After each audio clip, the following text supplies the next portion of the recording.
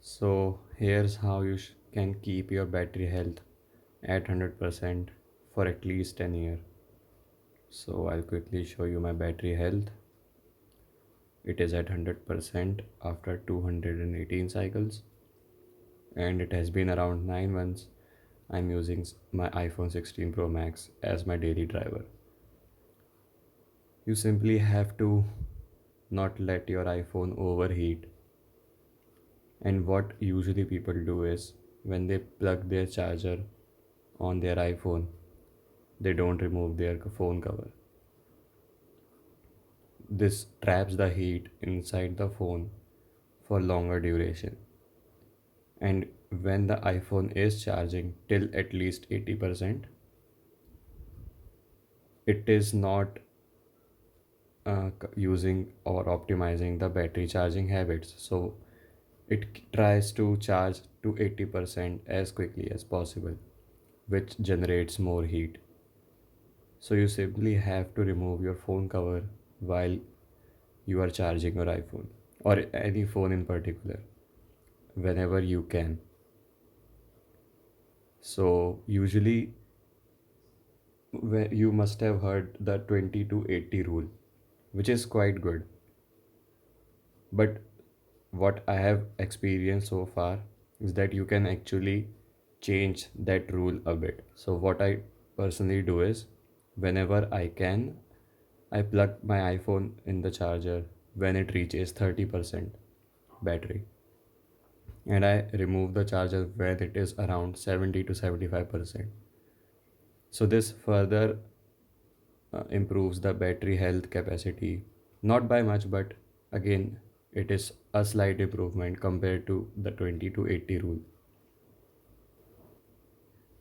Also, a lot of people have this question whether should you use Apple original charger 20-watt with their original cable, or you can use a different charger with a MFI certified cable.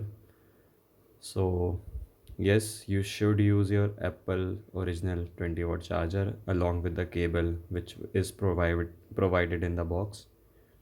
But again, you can sometimes charge your iPhone using different charger and different cable or even a power bank. What I usually do is when I'm traveling via train or any bus, I charge my iPhone using a power bank using cable. I do have a MagSafe power bank, but I charge using the cable provided in the box. The simple reason is that sometimes there can be voltage fluctuations in trains and buses, etc., which can overheat your iPhone and it does not even charge properly. And what I simply do is I charge my power bank on the train using the charger, simple as that, so that it, even if the power bank is heating up, at least it won't damage my iPhone's battery health or reduce it drastically. And the most infamous question, or people advise you maybe, that oh, why you are worried about your battery health? Well, I have a simple answer for that, is that it improves the resale value.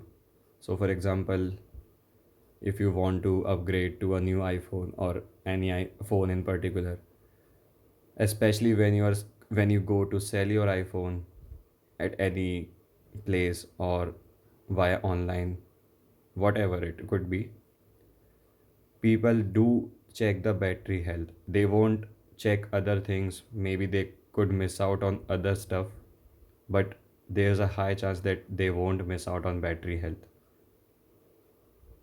So it does improve the resale value as well. And even if you wish to keep your iPhone for say 3 plus 4 or 4 plus years, the battery backup retention is better if your battery health is at 100%. So what usually happens is, if say your battery health is at 80% after 2.5 years. So for example, if your iPhone's battery capacity is at 1000 mAh, So if it is reading 80% battery health, it means it has lost 200 mAh of battery capacity. So now the 800 mAh which is now left after 2.5 years is your actual 100% capacity, which is shown when you charge your phone. So obviously, when you're left with 800 mAh capacity, you will definitely notice less battery backup. And that is the reason it is usually suggested to change your battery after it reaches 80% or lower.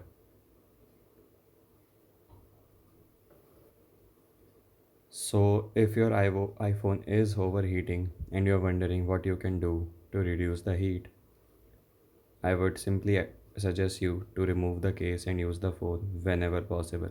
Like if you're outside, then it's totally fine. You don't have to remove your phone cover, because just in case if you drop your phone accidentally, you know what can happen and what can go wrong.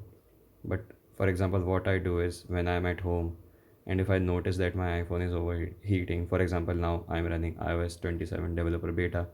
So yes, there are slight more unusual heating at times. So what I simply do is I remove the phone cover and continue to use it. That does not affect the battery backup or something like that.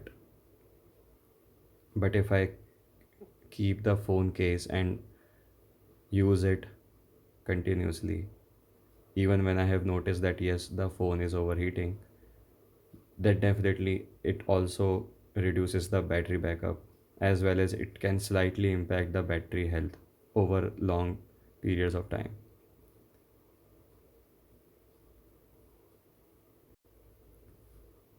And one more thing, many people might be thinking that we should not use our phone or iPhone when it is charging.